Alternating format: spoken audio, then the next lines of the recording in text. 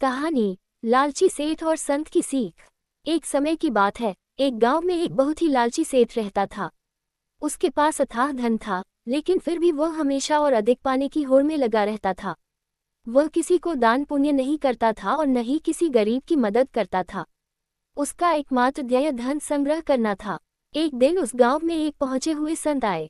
उनकी ख्याति दूर दूर तक फैली हुई थी। सेठ ने भी उनके बारे में सुना, लेकिन उसे लगा कि ये संत भी पाखंडी होंगे और धन के लालच में घूमते होंगे। संत ने गांव के बाहर एक छोटे से आश्रम में डेरा डाला। धीरे धीरे लोग उनके पास अपनी समस्याएं लेकर आने लगे और संत अपनी ज्ञान भरी बातों से उनका मार्गदर्शन करते। सेठ ने सोचा, मैं क्यों न इस संत को भी अपनी संपत्ति का एक हिस्सा दान करने का दिखावा करूं। लोग मुझे बड़ा दानी समझेंगे और मेरा सम्मान बढ़ेगा। इस विचार के साथ सेठ एक दिन कुछ सोने के सिक्के लेकर संत के आश्रम पहुंचा। संत एक पेड़ के नीचे बैठे थे और ध्यान मग्न थे।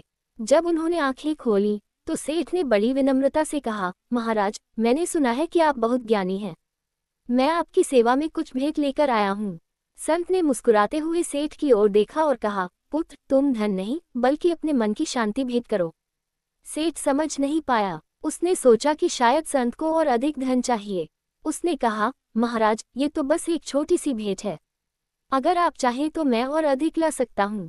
संत ने अपने हाथ से पास पड़ी एक सूखी टहनी उठाए और उसे दिखाते हुए कहा, देखो, इस टहनी पर कितने पत्ते हैं और मेरे पास कितने पत्ते हैं। सेठ ने देखा कि टहनी पर तो अनगिनत पत्ते थे, लेकिन संत के हाथ में कुछ भी नहीं था। उसने कहा, महाराज, टहनी पर तो बहुत पत्ते हैं, आपके हाथ में कुछ नहीं।